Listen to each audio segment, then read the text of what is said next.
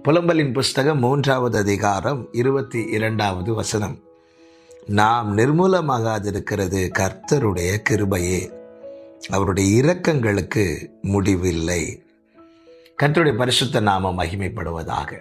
அருமையான வார்த்தை. அதுவும் புலம்பல் புஸ்தகத்தில் எழுதப்பட்டிருக்கிறது அவருடைய கிருபையை குறித்து. இங்கே அநேக காரியங்களை எரேமியா சொல்லுகிறார். நான் வெளிச்சத்தை பார்க்கவில்லை, என் வாசல் அடைக்கப்பட்டிருக்கிறது, கைகளில் விலங்கிடப்பட்ட நிலைமை காணப்படுகிறது, என் ஜெபம் கேட்கக்கூடாதபடி அடைக்கப்பட்டிருக்கிறது, சமாதானம் எனக்கு தூரமாயிருக்கிறது, வேதனை நீங்கவில்லை என அநேக காரியங்களை சொல்லிவிட்டு சொல்லுகிறார். நாம் நிர்மூலமாகாதிருப்பது கர்த்தருடைய கிருபையே.